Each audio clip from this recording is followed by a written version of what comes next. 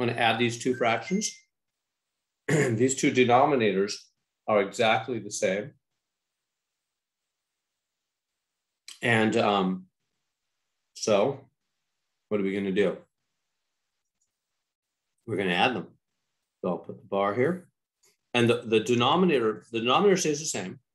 And we just add the tops. So I'm going to go 3x squared. That one's in a category by itself. Then I'm going to add minus 33x and plus 2, which makes minus 31x, and then the plus 10. Let me pause there for a minute. Do you see what just happened there? They both had the same denominator. So we kept the common denominator.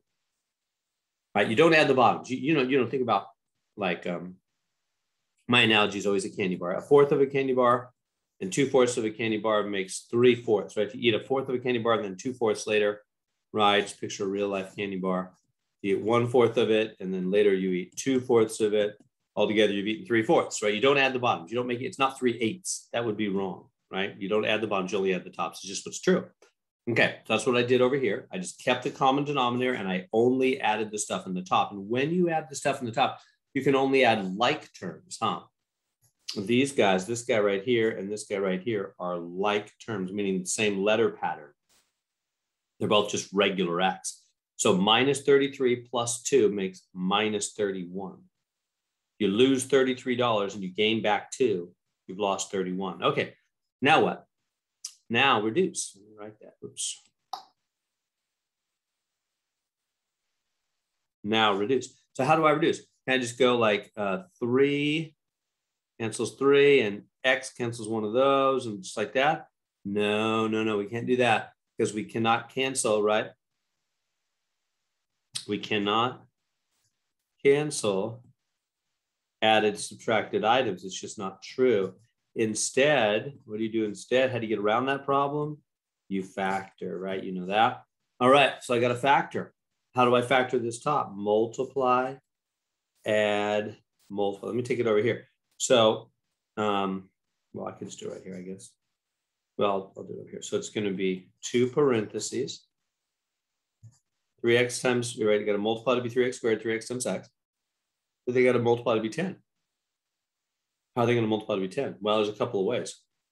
You can go 5 times 2, or over here, you could have the 2 here and the 5 there. Right? Wait a minute, there's a few options. Hold on. Hold everything. There's a lot of options. I'm going to have to do this carefully. So I'm trying to factor. This is a hard one. I'm trying to factor 3x squared minus 31x plus 10. Okay. So what are the options? So the options are, let's go through them really carefully.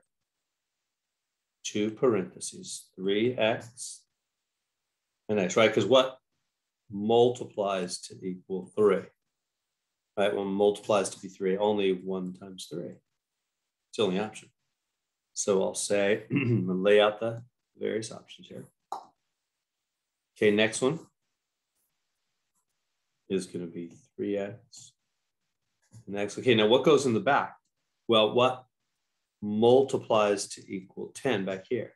Multiplies to equal 10. Well, that can be 5 times 2 is 10, or 10 times 1, huh? So we could go 5, 2, or the other order, 2, 5, okay? Then there's a couple of other options, right? With the 10s. Then I could come in here and go, okay, or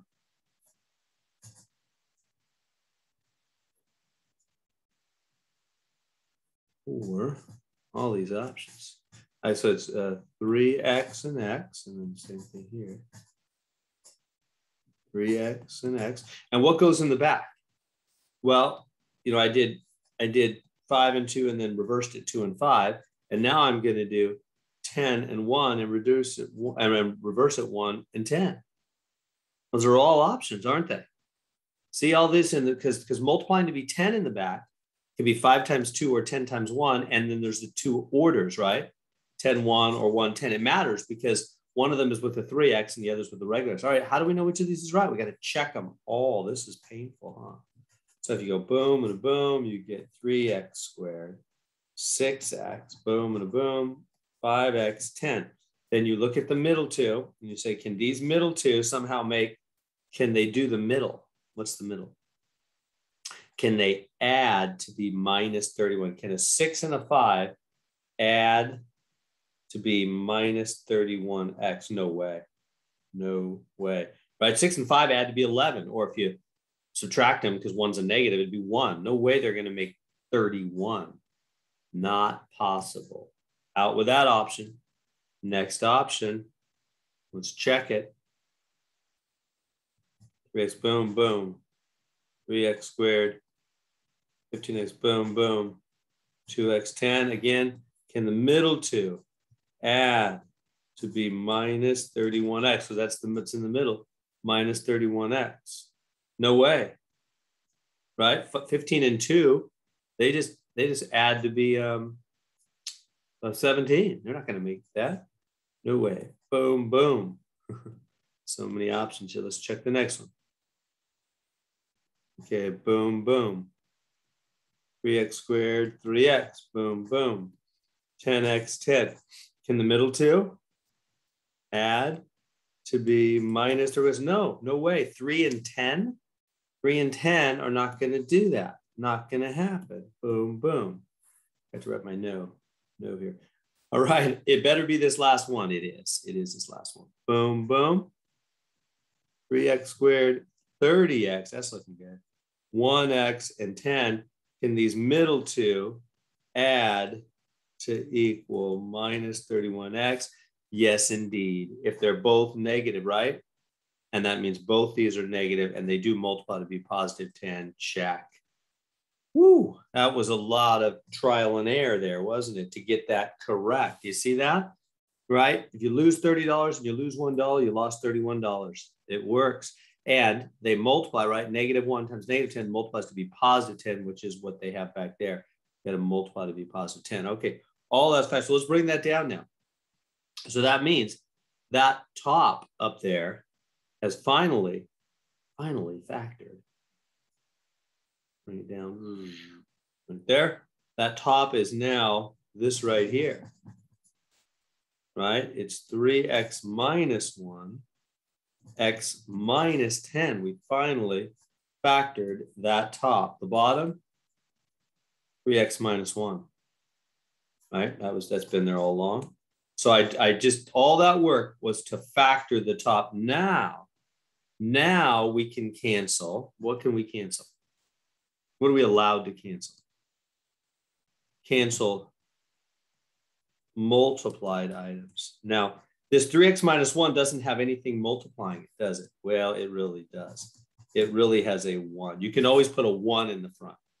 So really, we can put a 1 there, and we can say, all right, there it is. And these guys can now cancel because they're multiplied items. What are we left with? X minus 10 over 1, but we don't leave 1s in the bottom. The answer is x minus 10. Just a plain x minus. We never leave 1s in the denominator. We leave them in the top, right? But never in the bottom. Why? Because anything over 1 is just itself. 7 divided by 1 is just 7, for example. 1 goes into 7 times. 1's in the top, we leave. 1's in the bottom, we never leave. So all of that, where did I go? I lost it. It's just a big fancy way. It all reduces to just be x minus 10. That was just hard factoring. There we go.